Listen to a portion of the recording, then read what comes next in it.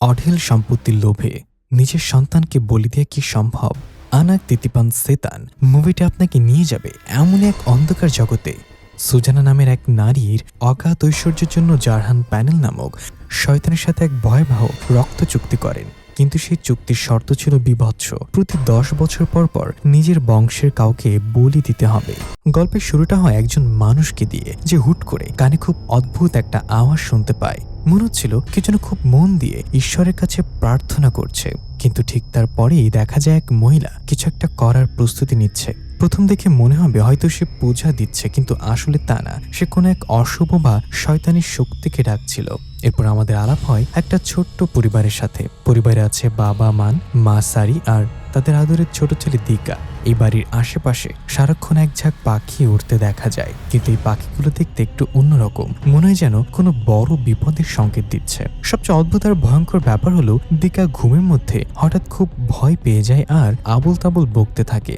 আর এই ঘটনাটা ঠিক প্রতি শুক্রবারই ঘটে। মা সারি যখনই কথাগুলো তার স্বামীকে জানায়, মান প্রথমে তেমন গুরুত্ব দেয়নি, কারণ ও কাজের জন্য বেশিরভাগ সময় বাড়ির বাইরে থাকে, তাই এগুলো আগে কখনো চোখে পড়েনি।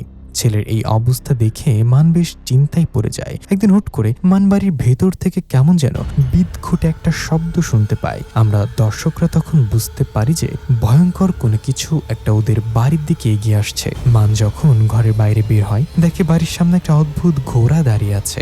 ঘোড়াটা দেখে এমনিতেই ভয় লাগছিল, কিন্তু আসল টুইস্ট তখন দেখা যায় যখন ঘোড়াটা কোনো সাধারণ ঘোড়া নয়, দেখা গেল ওটা মানুষের মতো 2 পায়ে ভর দিয়ে দাঁড়িয়ে হাঁটছে। এর নাম ছিল জারহান ফাইনাল, যার মানে হলো ভব ঘুরে ঘোড়া।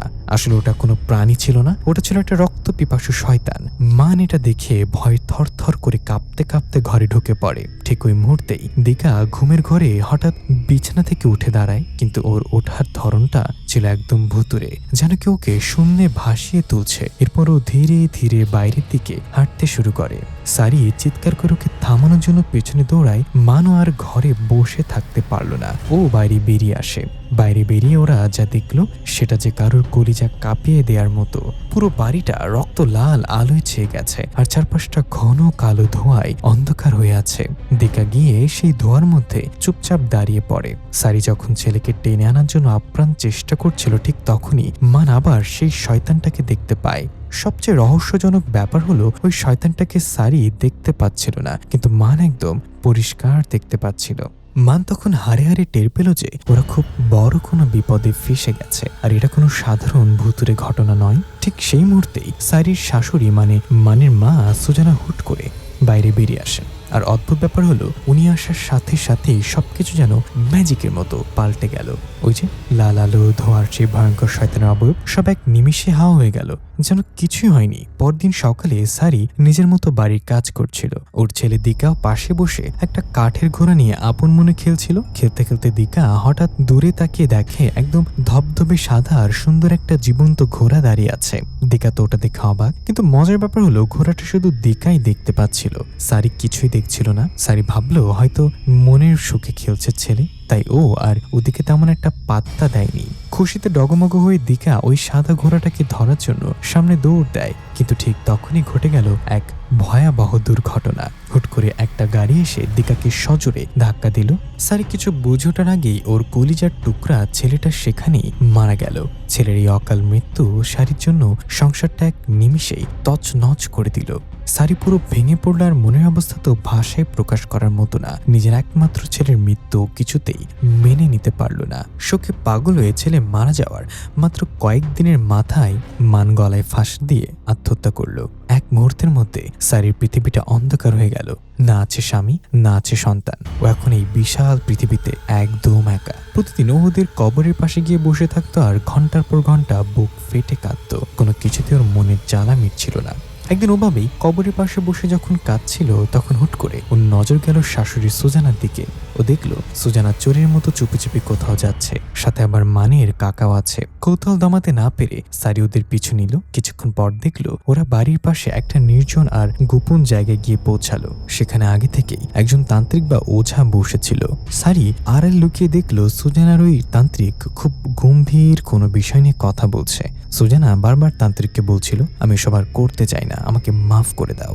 কিন্তু পরক্ষণে বোঝা গেল সুজানা আসলে বাধ্য হয়ে এসব করছে, কারণ যদি সে এই তান্ত্রিকের কথা মতো কাজ না করে তবে তার নিজের জীবনই বিপদে পড়বে।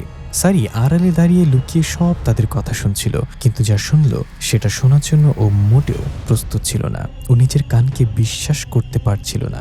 ভয়ে ওর হাত পা ঠান্ডা হয়ে আসছিল, আবার খুবই কষ্ট লাগছিল এটা ভেবে যে মানুষ এত নিচু হতে পারে। ও বুঝতে পারল এরা আসলে যা করছে সেটা ওর সাধারণ বুদ্ধির বাইরে, খুবই ভয়ঙ্কর কিছু। ধরা পড়ে যাওয়ার ভয়ে ও আর এক মুহূর্ত সেখানে দাঁড়ালো না, চোরের মতো পা টিপে টিপে ওখান থেকে সটকে পড়ল।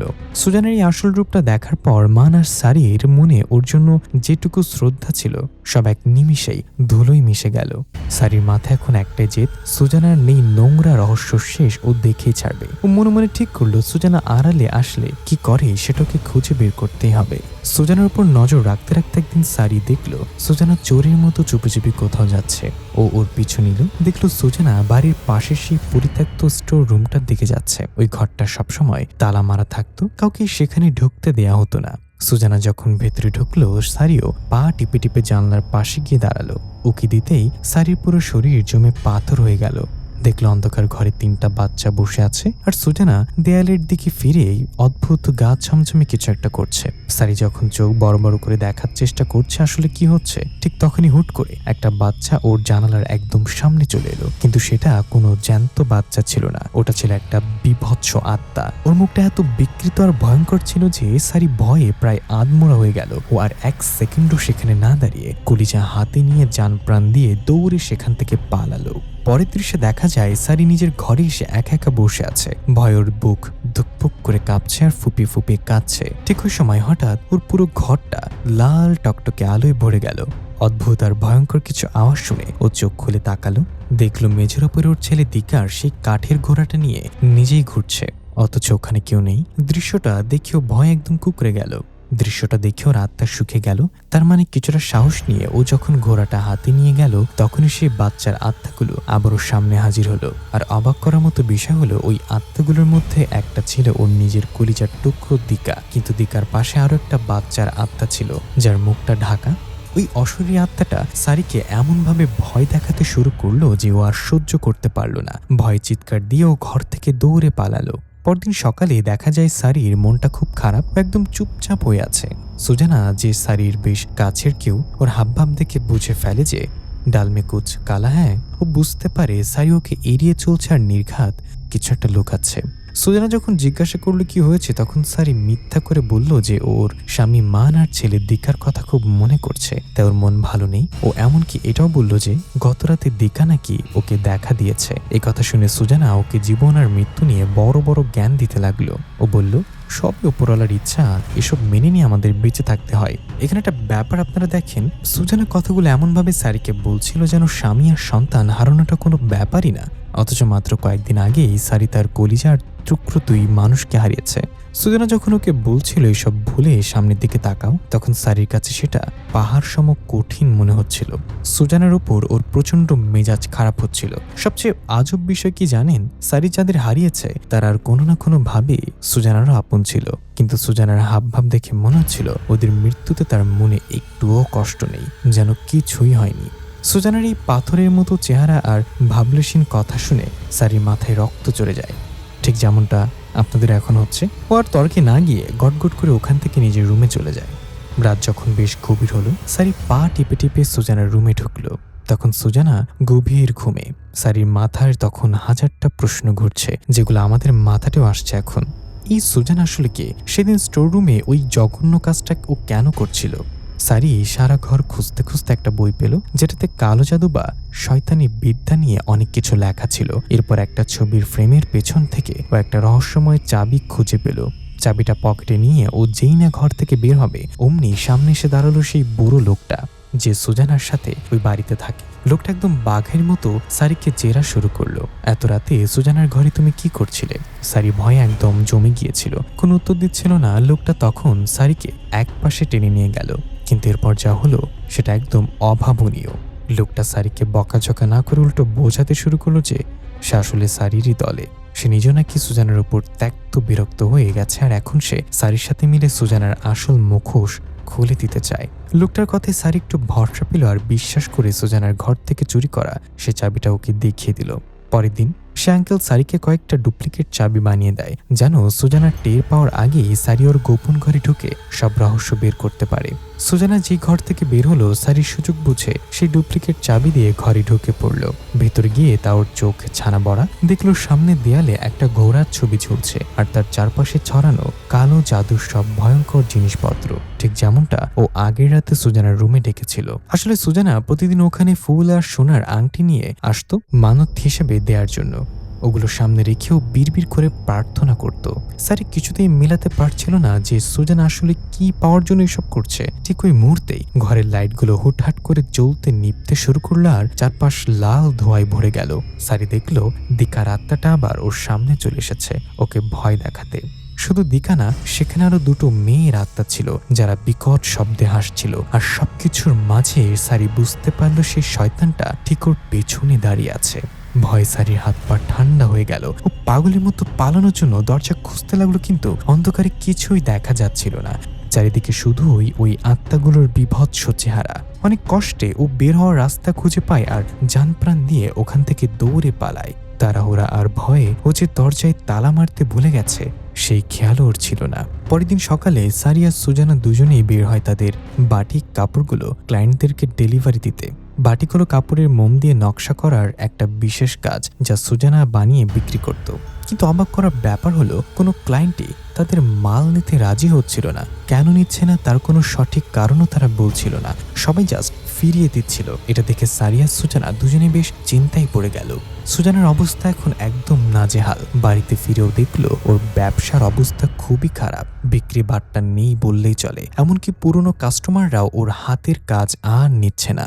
দুশ্চিন্তায় পাগল হয়ে ও আবার সেই সোনার আংটি আর এক বাটি ফুল নিয়ে স্টোররুমের দিকে দৌড়ালো। কিন্তু সেখানে গিয়ে তো ওর চক্ষু চড়ক গাছ। ও দেখলে স্টোররুমের দরজা খোলা, অথচ গতবার ও নিজেই তালা মেরে গিয়েছিল। ওর মনে খটকা লাগলো যে কেউ নিশ্চয়ই ওর গোপন কথা জেনে ফেলেছে। ও হন্যে হয়ে ঘরের ভেতর সব চেক করতে লাগলো যে আড়ালে কেউ লুকিয়ে আছে কিনা। আসল ঘটনা হলো সুজানা অনেক ধন সম্পদার নামের লোভে জারহান প্যানেল নামের এক শয়তানের সাথে একটা চুক্তি বা ডিল করেছিল। কিন্তু সেই ডিলের শর্তগুলো ছিল খুবই ভয়াবহ আর অদ্ভুত, যা সারি আড়াল থেকে শুনে ফেলেছিল। এই কারণেই সারি সুজানার উপর এত রেগেছিল। এখন যেহেতু সুজানা সেই শর্তগুলো ঠিকমতো মানতে পারছে না, তাই শয়তানটা ওর দেয়া সব সুযোগ সুবিধা আর সম্পদ কেড়ে নিচ্ছে। সুজানা একদম ভয় পেয়ে কান্নাকাটি শুরু করলো আর শয়তানের কাছে ক্ষমা চেয়ে কথা দিল যে ও খুব তাড়াতাড়ি সব শর্ত পূরণ করে ফেলবে। এরপর সুজানার সন্দেহ গিয়ে পড়লো সারির ওপরে। ও ভাবলো সারি হয়তো স্টোর রুমে ঢুকেছিল। ও সোজা সারির ঘরে গেল ওকে ধরার জন্য, কিন্তু দেখলো সারি আগে থেকেই চুপচাপ নিজের ঘরে বসে আছে। কিছু বলতে না পেরে সুজানা সেখান থেকে চলে এলো। পরদিনও সারিকে একটা বাচ্চার ছবি দেখালো। বাচ্চাটার নাতনি পুথির ছেলে।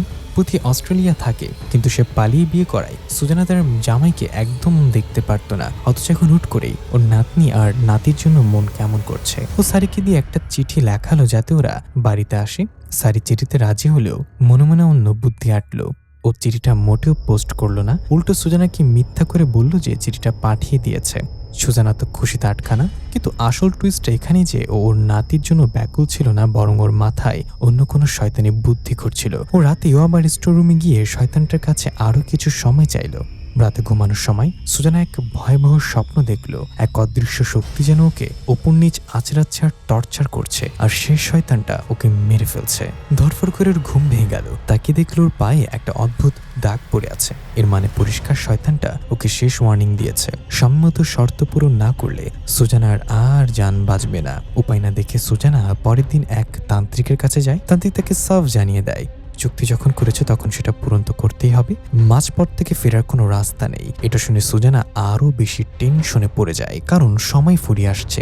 এদিকে সুজানার অবস্থা তখন কেরোসিন। অভাবের চোটে সে ঘরের আসবাবপত্র সব বিক্রি করে দিচ্ছে। সে আবারও সারিকে জিজ্ঞাসা করে, চিঠিটা কি পাঠিয়েছিস?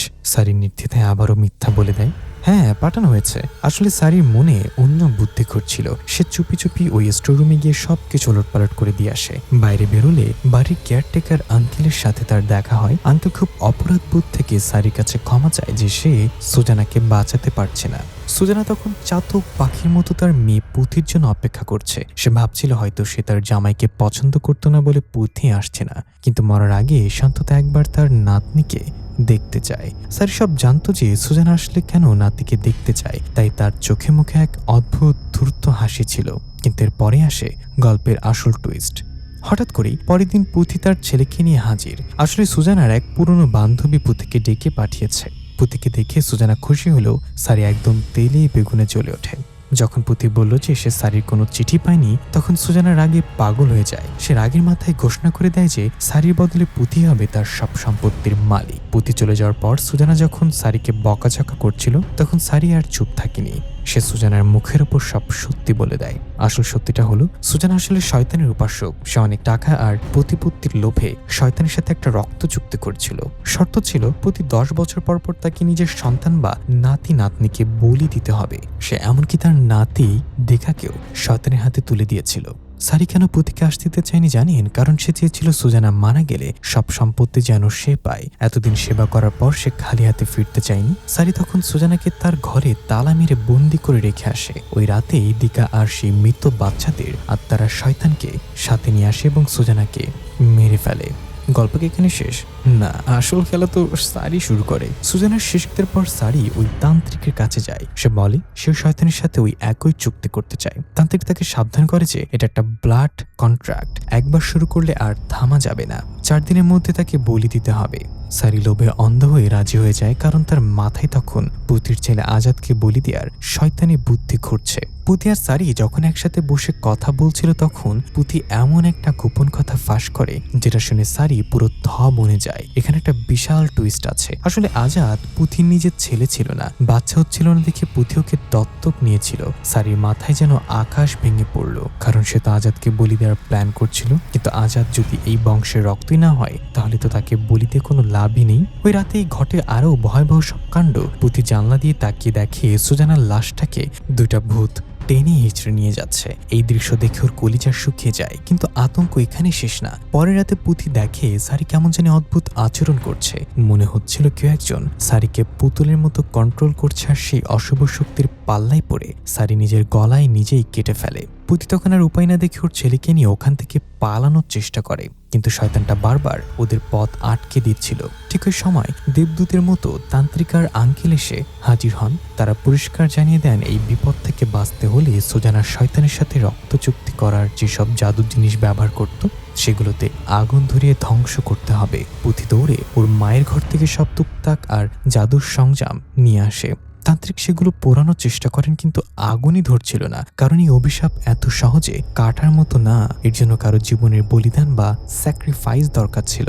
তখন আঙ্কেল নিজের ভুল বুঝতে পারেন এবং প্রায়শ্চিত্ত করার জন্য নিজের গায়ে আগুন লাগিয়ে ওই জাদুর স্তূপের উপর ঝাঁপিয়ে পড়েন। আঙ্কেল নিজের জীবন দিয়ে পুঁথি আর ওর ছেলেকে বাঁচিয়ে দিয়ে যান। পরের দিন পুঁথি এই অভিশপ্ত জায়গা ছেড়ে চলে যায়। কিন্তু মুভির শেষে একটা হাড়হিম করা দৃশ্য দেখা যায়। ছোট আজাদের হাতে সেই জাদুর একটা জিনিস রয়ে গেছে, যেটা সুজানা ব্যবহার করত। এর মানে হলো বিপদ আসলে কাটেনি, শয়তান এখনো ওদের পিছু ছাড়েনি। পুরো মুভিটা আসলে একটা চরম শিক্ষা দেয়। সুজানার টাকার লোভে নিজের নাতি নাতনিদের পর্যন্ত শয়তানের কাছে বলি দিয়ে দিয়েছিল, কিন্তু শেষ পর্যন্ত সে না পেল টাকা, না পেল শান্তি। উল্টো সারা জীবন শোক আর একটা বিভৎস মৃত্যু নিয়ে তাকে বিদায় নিতে হলো। আবার সারিও সব জেনে শুনে টাকার লোভ পড়ে একই ভুল করতে চেয়েছিল, যার ফল হলো মৃত্যু। গল্পের মূল কথা একটাই, শয়তানের সাথে হাত মেলালে হয়তো সাময়িক টাকা পাওয়া যায়, কিন্তু বিনিময়ে সে আপনার জীবন আর শান্তি কেড়ে নেবেই। তাই কালো জাদুর পেছনে না ছুটে নিজের পরিশ্রমের উপর বিশ্বাস রাখা উচিত। কি বলেন আপনারা? অবশ্যই মন্তব্য করে জানাবেন। আর আপনারা যদি এই ধরনের মুভি আরও পেতে চান, তাহলে অবশ্যই আমাদেরকে কমেন্ট করে জানাবেন যে আপনারা এরকম হরর মুভি আরও এক্সপ্লেনেশন দেখতে চান। দেখা হবে পরবর্তী কোনো মুভিতে। সেই সাথে সবাই ভালো থাকবেন, সুস্থ থাকবেন আর সাবধানে থাকবেন।